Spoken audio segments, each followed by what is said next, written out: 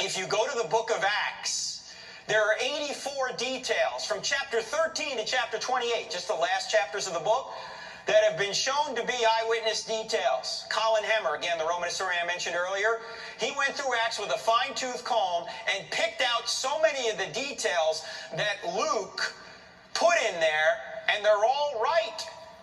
In fact, Luke has the name of small towns right in the Mediterranean. He even has government officials right. He even has the slang spoken in those towns right. He has wind directions and water depths right. He even gets the depth of the water off Malta right. In Acts chapter 27, when they run aground, they run aground.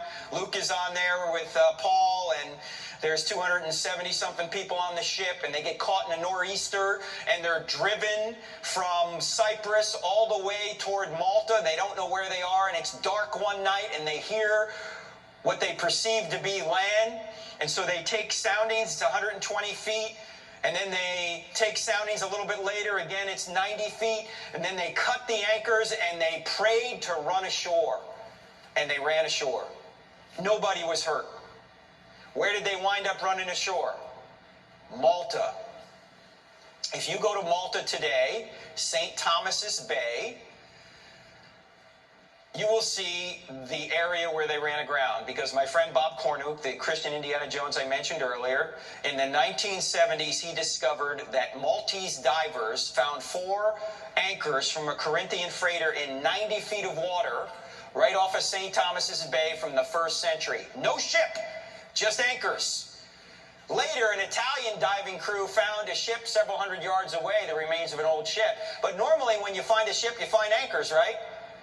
No anchors. They took these anchors up. They didn't even know what they had. They melted one of the anchors down into dive weights before they knew what they had. But the other 3 anchors are in the Maltese Maritime Museum in Valletta.